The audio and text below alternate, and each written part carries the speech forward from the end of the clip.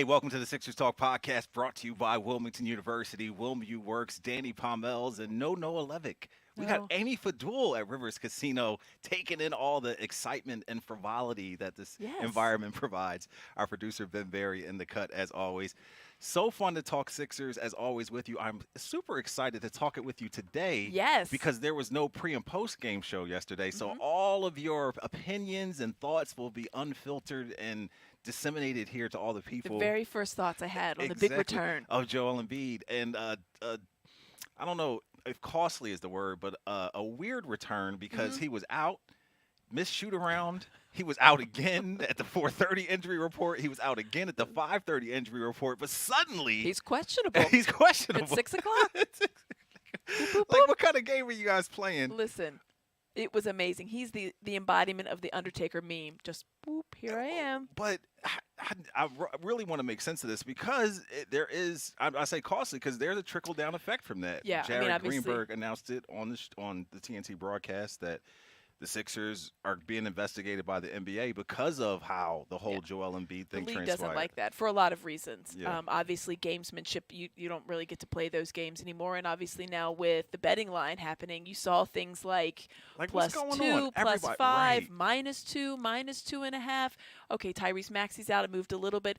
Joel Embiid questionable, moved a lot a bit. Or, And then or Shea Gilgeous. That's what I thought originally. everybody did. That it was because Shea Gilgeous and Jalen Williams were both missing the game. I'm like, oh, okay. All right, that's why it came back down. Right. And then Maxey was out, so it fluctuated a little bit. But those were all like in line with what everybody had been doing. Maxey, we knew, we obviously he missed the last game, so there was some question, obviously, if he was going to play. And Embiid was out. We had operated like he was out. This was going to happen. It was out. Obviously, the Thunder had, the gamblers out there had, Right. and then all of a sudden, an hour and a half before you get the questionable, and then boom, he was in. That's the kind of the awesome thing about being a purveyor of the local teams and stuff hmm like that. Because if you followed Embiid for any amount of time over these last 10 years or whatever, you know, number one, he loves playing national games and doesn't like to Absolutely. miss them. And number two, this is kind of, you know, oh, I'm going to go try it out. And all of a sudden he's questionable. All of a sudden he's playing basketball. But they got fined 75 grand from that February game when he had that weird In, out with type of the thing. Denver Nuggets. hmm And not that will it probably a drop in the bucket for the Sixers organization, but they find them a little bit more then because of past situations Yes. that they had. So I'm sure this might be maybe double the fine, you know, Yeah. 150,000 I or mean, you whatever take it may it. be. You Yeah. take it. But you're right. Like I was on this very podcast, you and I talked about April 2nd, Yeah. that Thunder game. As soon as I saw they went national TV, I was like, wow, if he's really this close to returning as what we thought he was at the time, Yeah. it was like, that's a perfect. And I liked that it's not the most physical of opponents. You know, Chet Holmgren's not going to really bruise and body and really kind of tussle with him down low. If you're going to have a competitor to go up against, it's not like some big bruising center or a center that's going to make him work for it, like a Jokic where you're going to have to travel around, or Karl Anthony Towns where you're going to have to be constantly moving. Chet Holmgren just doesn't play that style. He obviously very good, very skilled. The game was amazing. Yeah. But yeah, I mean, the Sixers have been kind of hinting towards this. You know, they had like the eyeballs when he made the trip Right. and all this other stuff. So, like, a lot of people might be irritated. For me, I'm like, I'm here for it. Like, Yeah. play the game. But It- yes, they will have to pay a It is hefty fine. played out in a favorable way that he gets these 7 games in the month of April Mm-hmm. over these next 2 weeks to kind of reacclimate himself.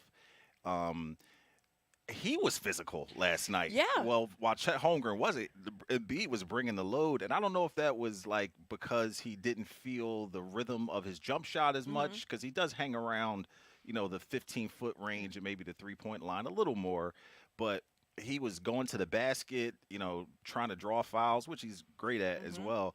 But in a game where you didn't have Tyrese Maxey because of the left hip tightness, Embiid had the whole show to himself, so to speak. Mhm. No Shea Gilgeous, you know, Chet was out there, and Kelly Oubre had a great game. But as far as the star power, he Yeah, I was mean, the main attraction. And he knew it. And it's funny, he talked afterwards and said, like, oh, he joked that he put on 50 pounds. I think you saw him and saw there's no way he put on 50 pounds. Right. But obviously, you know, you do worry about his strength and conditioning and getting up to game speed. He and had I a thought, good sweat going yeah, I there thought in he the fourth looked pretty quarter. good. Like, He did look good. but yes, they definitely yeah. had to labor a little bit. Mhm. And I was wondering, we were talking pregame just in our newsroom, how many minutes. I said I think he would be limited to just probably like 25 to 30, and he played 29 or and change. So I thought that was about right. I feel like you're going to manage his minutes the rest of the way. Those 7 games you mentioned, like how many 7 games do you think he plays? Do you think there's only one more back to back, the 6th and the 7th? I'm gonna imagine that he doesn't play the back to back, Yeah. but as we're gonna get into, these games are important. They sure if are. If you're really trying to make a push to the postseason, and most of all, avoid the Celtics as the 8th seed, because we know how that movie ends. Yeah. Have we seen I don't that wanna movie I've enough? seen the movie Yeah. too many times. I don't like it. I mean, all due respect to what the Sixers might be able to do, we don't want to see the Celtics in the opening round. But all that said, it was an exciting game, and not just because of Joel Embiid returning, but because of the comeback that the Sixers were able to make when I did not think they were going to be able to No. mount that. Did you feel the same way? Yeah, I mean, we're sitting there watching it. The Phillies game is on. We look over, and I'm like, oh, 17, really? Come on. Like, Yeah. have a better showing. And even in the second half, like late second half, you're looking at like 5, 6, 7 minutes to go. You're thinking, this is when you need it. And they couldn't get over that little push. It was like they couldn't trim it to closer than 4 or 5 points.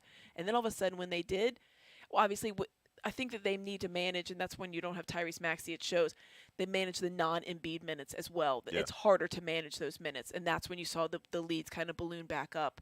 And of course, Shawnee, my 9-year-old, pointed out right away, like, well, they didn't have Shea Gilgeous-Alexander. I was like, well, the Sixers didn't have Tyrese Maxey, so Right. like, there you go, that's a wash. Not really a wash, because I Right. think Shea has like 50-something 30-point 30-point games, but there was a bigger trade-off than maybe what people might have thought about. But I thought for as well as they did in the non-Embiid minutes, all things considered, I wanted to have a little bit more push, and then they did. The last 3 minutes, obviously, that's when it really kind of took over. But yeah, I didn't think they were going to come back like that. Yeah, I didn't think so either.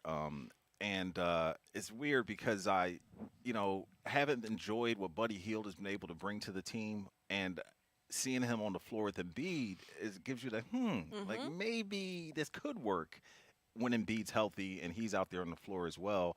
Embiid said so much after the game that he had to tell Buddy to shoot the ball more, kind of Right. like, I felt like there let's were go. opportunities where he could have had some shots on the perimeter, and Embiid kind of just letting him know, like, yo, be ready to fire type of thing. And that's the thing. Like, the starting lineup with no Tyrese Maxey, you had guys out there that he's literally never played with. Kyle Lowry's never played with. Campaign, he's never played with. Buddy Hield. Buddy Hield is a quintessential guy that when you think about it, I remember we talked about this. Nick Nurse mentioned it maybe like a month ago. Here's a guy that's, this is what you designed the plays for. Right. The space that Buddy Hield is going to get because Joel Embiid is in the game. But Buddy Hield's never played with him before. Maybe he's practiced with him, one time in any kind of real kind of game situation. So I think you saw the evidence of that. Obviously, not having Tyrese Maxey out there hurt, I thought.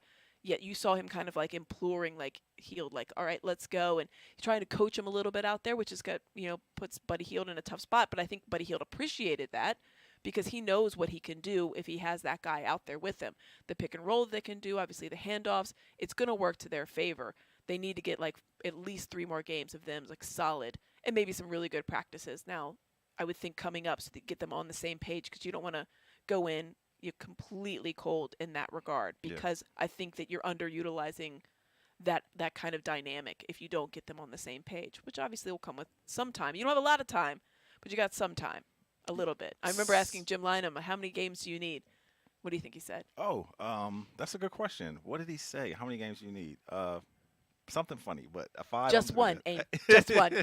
Just one, Aim. Because he's Joel Embiid. Yeah, exactly. He's like, it doesn't matter if I get 7, 17, or 1. As long as I get 1, I'll be in good shape, because there's no back-to-backs, he said. So We only have 7 games left 7. here. And as the standings go, the Sixers the need to Knicks- make up a little bit of ground. Knicks Hopefully, didn't help out last night. a home playoff game would be awesome. You alerted me to a discrepancy.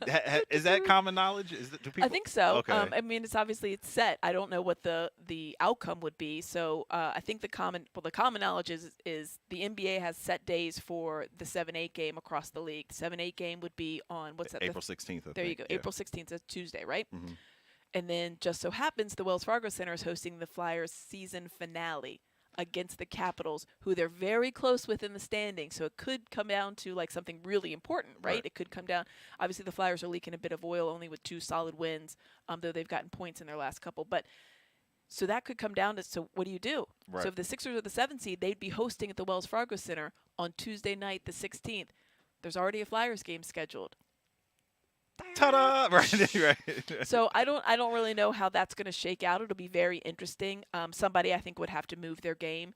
The NHL season is not officially over until the following day, the 17th. There's games that are going to be played on the 17th. So I don't know if the Flyers would move or if the Sixers would move because the Flyers, it's the season finale and maybe they would be less inclined and maybe the Philly or the Eagle Sixers. I'll get there eventually. No, but you're on point though. We'll have to move. It'll be something will happen, but that's only if they're the 7 seed. It would be great. I don't know that they're going to be able to catch the Pacers. Right, some room to make up. They need to win on Thursday, and That's a huge game down in Miami. yeah, they need to win on Thursday. Great to have Joel Embiid for that. Is Jimmy Butler healthy? Is he back or? No, I Okay. mean, is he healthy? No. Is he back? Yes. Okay. So that's interesting. Tyler Hero, I don't think is back. At least he wasn't their last game. So they just played the Knicks. The Knicks unfortunately lost. It would have been nice if the Knicks could have taken care of business. And But done they a can little get something. a full game on the Heat if they win. Is that how that works? It is. They would Yeah. get the full because obviously it's the trade-off. Right. When you take it's not a half game, you're playing your opponent. The problem is that series would be tied 2-2, and then you're going on to the second tiebreaker, which I believe is conference record. Okay. And then we don't know how that shakes out yet because there would be after the game on Thursday, there'll still be 6 games to go. So you want to win as many. The thing is, you want to try to take care of your own business. If there's 7 games left.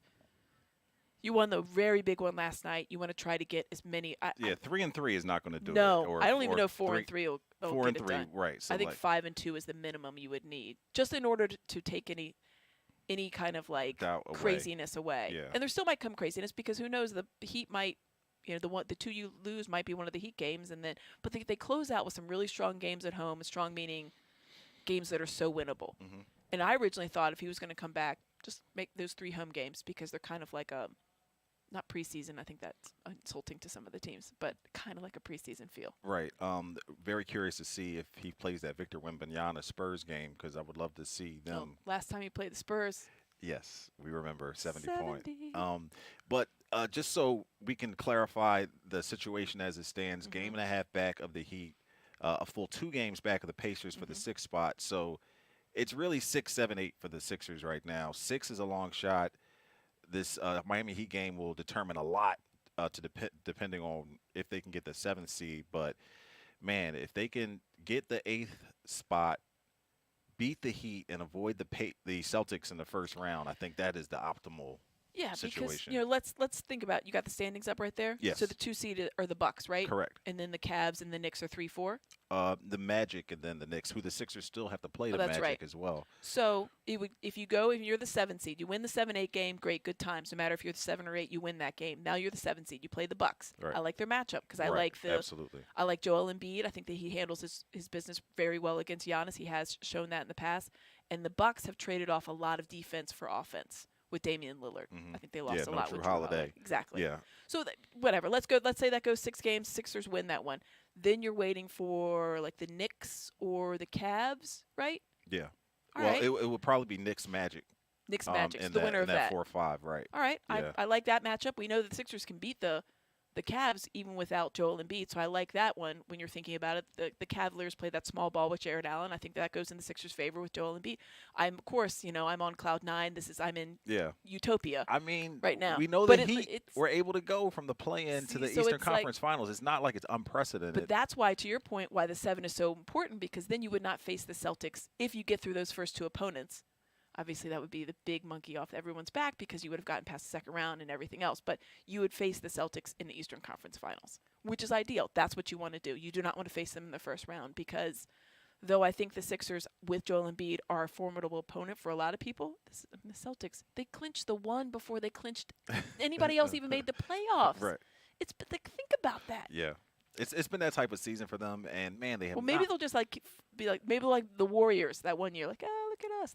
You thought that Ime Udoka thing might derail some stuff. They have not skipped the beat with Missoula running the ship, and they still are the team you don't want to face. Let's pay some bills, talk a little bit more about Embiid. There was a big maybe a catalyst last night to the Sixers winning Good word. in the arena. So we'll get to that in a second. But of course, we are brought to you by Wilmington University. Find your higher education home at Wilmington University, where your academic success is celebrated by a caring community. Explore your opportunities at wilmu.edu. Of course, we're here live at Rivers Casino. And celebrity cook Steve Martirano is here as well. He brings his Italian-American cooking back home to Philly. Enjoy Martirano's Prime at Rivers Casino and Steve's famous meatballs with Sunday gravy, prime steaks, and more. Make reservations for Martirano's Prime on Open Table. Man, a nasty, yucky day out Ooh, there. it is. Not one of those days where you want to have a book, a good movie, a nap. You know what I'm saying? A big blanket. I'm sorry. Did you say a map or a nap? Did I say map? I think you said a map. I didn't know. Maybe you're looking to go somewhere. Maybe I you'll was travel. thinking of Dora the Like Explorer. a blanket, I was thinking, but was when you meant to said say map, nap. and I was like, interesting, like an nap. atlas map or A nap. a nap. Atlas. Okay. I don't know. We just get our Google Maps out and see where the day might nap. take us. But it is nasty out there. The Phillies are going to try to play baseball. They sure are. They played last night. They had a window, and they made them call last night. I think around like 9 o'clock that they were going to try to move. The game was supposed to be at 1, so they moved it to 4. I mean, I don't know. They've very good. They have their own weather people. Obviously, they have all the weather people in the city. They have their own kind of guys that read the radar and everything else. So we'll see. Maybe they see something we don't see. It is just we were sitting down, and I said I loved it. At least the fans who went last night got rewarded with 3 Bryce Harper home runs, including a grand slam, because unless I was like sitting in a nice, cozy place that had my own blanket, from like Margie, the suite attendant. You there's are no way. one to tough it out, though. You do tough it Absolutely. out. I at always games. go out there. People Yeah. are always surprised when I'm like sitting outside. Do they surprised? Are they surprised when they see you? Like you went to the game last night. I did. Yeah. Are No people one. surprised? No, no one recognized me. Yeah. People are always surprised when I'm like at a game. But you are a special breed. You're doing Sixers on Monday, Mhm. Phillies on Tuesday. know it. You're doing Birds Huddle today. That's right. You just need to get the Flyers in tomorrow, and you just hit the I'll call Ashley and tell her to take the day off. Yeah, so we're always impressed by your work ethic and dedication to these thanks, Daniel. teams and covering everything that goes on here. That's good stuff. Maybe it was Allen Iverson's appearance at the game last night True. that was the catalyst. You mentioned not getting past the second round. The last guy to get them past the second round was in the arena last night. He had a sweet maroon Phillies hat and this then the old school corduroy type, with the Philadelphia on the back. and the old school P. Yeah. So That looked clean. It was a clean look, and he popped up in the locker room after the game as well to kind of adapt the guys up and tell them a good win. And just getting back to Joel Embiid, it was great to see him back out there. Mhm. He talked about, his weight and his conditioning and the fact that he didn't quite feel himself, but that didn't stop him from hitting those daggone free throws That's when the it thing. mattered. You mentioned that because I think one of the things that, if you feel like you're struggling, and I've talked with this, to Mark Jackson, he's a big proponent of it, especially when he talks about guys like a Tobias Harris who might struggle. Get to the free throw line. Get the ball in your hands. Get just seeing it go through the net, whether it's on a free throw or whatever, is a big boost and kind of getting your things going. So I thought it was interesting that Joel recognized that. Maybe not interesting, surprising, but interesting that, of course, he did. Like, of course, he realizes maybe I'm not on my A game right now because I've missed games. The last time he played was January 30th, right? So he was like, I'm going to get to 12 for 12 from the free throw line. Yeah. 12 for 12, Butter. basically cold. A guy that, I don't care if he shot him in an open gym or not, but that's in the crux of a game where you win the game only by, a couple of points. Those are huge, and I think that that's always something I come back to with Joel Embiid. Like, his work ethic, people used to question it, which is kind of interesting to me, because I think he is just so much more of a student of the game than people probably realize. Mhm. The fact that he studies all that stuff and he does the little things, and I think he does more now to his body and his physical kind of attributes. Yeah. I think he does a lot more with that in the last couple of years, but I mean, him hitting 12 for 12 from the free throw line is just having a big man that hits those is massive, especially when you think about the playoffs, because every point matters. And you talk about points. Our producer Ben Barry hitting us with some cool stats. Embiid on the court this season, the Sixers are scoring 120.6 points per 100 possessions and allowing 110.5. So that basically would rank as the second best offense, third best defense in the NBA over a full season. With Embiid out, they're getting outscored by almost 5 points per 100 possessions, ninth worst mark in the league in that span. No surprise there. Embiid is very crucial. A shame that he's not MVP worthy, and I mean worthy because he doesn't qualify. Right. But I mean, come on. right, exactly. But I feel bad for Sixers fans because they also get cheated out of seeing one of the guys who could win the MVP, Shea Right. Gilgeous. So on a night where Joel comes back, Bryce Harper hits 3 home runs, and a nice, It would have been nice to beat Shea or just Gilgeous-Alexander. to have him, see how they stacked up. You know what I'm Yeah. saying? So Because I think that team, it was interesting. Last year, I thought they were a year away, and I know we've talked about it before. The average age of the starting lineup for the Thunder is the same as the UNC Tar right, Heels. right, absolutely. It's just bananas. And it got a little bit older last night because obviously Gilgeous-Alexander wasn't in. But yeah, I mean, he's a special talent. I think that guy will have an MVP to his name once all's all said and done. I think you take him out of the mix. The Thunder are a good team, but with him in the mix, they're obviously a Western Conference Finals. I think almost lock. They might still be a year away given their average ages, just over Right, 22 and the years of age. experience of going deep in the playoffs. Yeah, it's definitely a different game. I mean, you're relying on guys that have not been there at that level. And it's not like they have a lot of experience to draw on. It's not like they had these big college runs where Right. they could go, oh, Right. remember when I one and made done guys, right? right? Yeah. They're all or like they're foreign players and they came over when they were 19, or they're one and done from college like Gilgeous-Alexander. So it's interesting. It'll be interesting to see it. The West, I'm telling you, I think the East is going to be fun to watch, but that West is going to be must-see TV. The fact that the play-in game has all those names in right. it is just LeBron, bananas. Steph, who Luka, else? Luka, right? Who lost last night to Golden State? Suns are still in the Yeah. play-in. I mean, Yeah. that's just bananas. The Suns gave up 8 draft picks to get Bradley Beal and Kevin Durant, and they're in the play-in.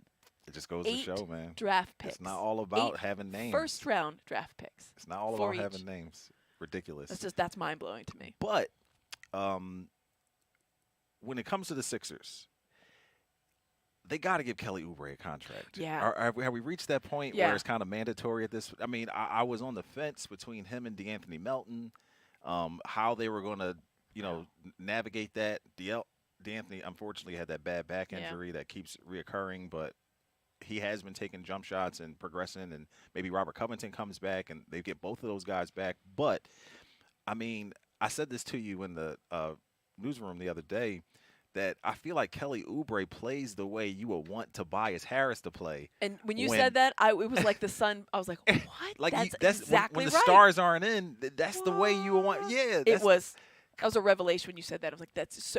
You couldn't have hit the nail further on the head. And then in a game like last night, no Maxey, and Oubre is just like down the stretch, Super fourth quarter. Super Woo! aggressive. And Man. the thing is, like, Tobias was fine. Nothing was wrong. with Yeah. him. But to your point, when the stars are out, when Maxey's out or Embiid, obviously he's been out quite a bit, Kelly Oubre is, even if it's like not a great game, even if he goes 2 for 11 or 4 for 16, the aggressive You feel style, it. You like still he is feel out there his doing, aggression, his yeah. fingerprints are still all over that game. In a good way. Maybe like the shots don't go in. Like the Lakers game, obviously was a rough game. The shots just didn't go in for anybody. But he's doing the little things, steals, just aggressive on the defensive end. Every little thing. He reminds me of like a rangier Kyle Lowry. It's like when Kyle Lowry is in the game, he's in the game. Right. He might not show up on the stat sheet and like the numbers that express what he did to the game and how he affected it. But if you watched it, You thought oh, that's a Kyle Lowry game. Kelly Oubre, though, when he's on, he does affect the game in stats that show up and his fingerprints all over it. Just his energy has a lot. He called him and Tyrese Maxey the meat guys because they just like to go. The Roadrunner, let's just go. Let's run up and down. And the energy he brings, and I think just his kind of just overall attitude, I think is really positive. And that's a guy I'd give. I'm not saying I'm giving him a max deal, right? but I'm giving him a deal. You want to keep him here. I'm And giving him a deal. he exhibits a lot of those blue collar and qualities that so many people. Well, also scoring 20 points. Yeah, and Sorry, Pat Bev. I know, and it's like I need someone to put a montage together of his celebrations, man. They're He got the sneaky double good. kiss. They're He's got the sneaky this, good. He's got the. He got a point. Yeah, right. I They're just sneaky need good. someone to put a montage together of his celebrations. So much fun to watch, and he just impacts the game in a way that you don't expect. What would you give him? What kind of contract would you give him? Like a 3-year deal, 4-year deal? I would give him 3 years. Yeah, I'd give him a 3-year It deal. would be more than 2, though. Definitely, I would want to make him feel like he's welcomed here. Yeah. And It's interesting because he was brings offered his that. daughter to the podium. Oh yeah, So Malibu. cute. Gosh, she was cute. Yeah. Super cute. Yeah. Yeah, I mean, this is a guy who was offered a longer-term contract to stay with the Hornets, and he said no. He came here for a very small deal on a 1-year. Late in the offseason. Yeah, because he was waiting around, and no one was going to give him that 2 or 3-year deal that he was looking for. I think he was looking for 3, and it was just the Hornets, and he was like, no, I'm going to bet on myself. And when you play like that, obviously then the negadelphia comes out of like, well, if he gets the contract, is he going to still play like that? He's always played like this. I think so, yeah. So I think having a contract will give him the confidence that maybe he doesn't have to go like hair on fire every single step of the way. And so sometimes when he's not feeling it, he can do other things instead of putting up a 2 for 11 night. But I just think that he only has the one gear. It would be shocking to me if he got a contract and didn't continue to be this player. If they're fully healthy, I just love him coming off the bench and contributing to All that right, so second who's your unit. starting 5 then? I like Batum next to Embiid. Yeah. Funny enough, When Embiid was in, that was the normal I thing. just really felt like he was just a great compliment to Joel. Before we get to the starting 5, just want to mention Oubre, 17 points, 6 of 7 from the floor, 4 for 4 from 3, all in the fourth quarter last night. In the fourth quarter. Yeah. So 17 points in the fourth quarter. So if I'm doing my starting lineup and everybody's healthy, Maxey and Lowry in the backcourt. I go Lowry. Yeah. And then I would have to get Tobias in there, Batum and Embiid. Okay. And then I would love to have Oubre and Melton coming in that second unit. Yeah, I mean Melton is the big question mark, right? Yeah. If you get him back, that's such huge. The best juice, version of him was so fun for me. I just really enjoyed what he brought to the team. He was interchangeable, whether it was with Harden or with Maxey. His time when Harden was hurt and what he filled in. So I thought he was a great free agent signing for them. Yeah. I thought that just to not to interrupt you, but I thought that I loved how on the pregame show you were talking about Oubre and Mark described him as going over and through people instead of like around people. Like it's Isn't like that true? above the rim, like it doesn't matter if he sees a person. It doesn't matter. Mm-mm. It doesn't matter. And I wasn't as hip to his game in that way, but just watching it all season, I'm like, man, this dude is relentless, can jump out the gym. I don't think that I knew. I mean, I knew he was athletic. I remember him at Kansas, and I thought, well, he's a pretty good player. Not a shooter, but a scorer. And I thought, okay, well, this is a guy that can like slash to the rim, but he is a little bit more than what I think even people at their best thought he was. I watched him at Golden State. I remember him at Phoenix, and I thought he was really good. And then he was with Golden State, and he was like shooting a lot of jump shots that weren't falling. Yeah, and it wasn't as much attack the rim. Right, exactly. He had a good season with Charlotte, and here he is with us playing well. Yeah. You asked me about my starting 5. Yes. Did you have? Yeah, I probably put Oubre in there. Okay. But I don't know. Batum was obviously out there. Are you sitting down Lowry or? No, I'm starting Lowry. Okay. It's probably going to be matchup based. I think there's probably times where you can interchange, Lowry and Hield, and try to go with a little bit more firepower. But if I'm Nick Nurse, and in this scenario I am, it's hard for me as Nick Nurse to sit Kyle Lowry, knowing what he gives me, knowing that I'm going to need him out there for if I want to get off to a strong start. Certainly, you have to manage his minutes because a guy like Kyle Lowry, you're going to want at the end of the game, given the fact that he's like your coach on the court. Yeah. He knows Nick Nurse's system better than anybody. Obviously, he's won with him, and I think that'd be hard for me to not start. But obviously, Buddy you got Hield, Oubre, and Melton in that second unit. We don't have Melton yet. Yeah, right. Not yet. Slow your roll there, Daniel. But yes, no, you're with that's a great second unit. Like if Hield comes in there, I like the idea of Hield starting and getting a little bit more run, but I need to see more of him with Embiid because I can't have the situation where he's tentative out there. I need him to be Buddy Hield when he first got here to Philadelphia, and it's like, all right, you know what I'm going to do tonight? I'm just going to go ahead and put up 7 threes. That's what I'm going to do. It was great talking basketball with you as always. Thanks for having me. Be sure to check Amy out on Birds Huddle today, as well as on Sixers pre and post game live tomorrow. A big game against Miami Heat coming up. It will be fun to watch. 7:30. Pre and post game live coming to you at 7 o'clock. 7 o'clock. Yeah. All right. There you have it. For Amy Fadool and Ben Barry, I'm Danny Pommells. This has been the Sixers Talk podcast, brought to you by Wilmington University. So sad it's over so soon, but we will check you out next time. Take care.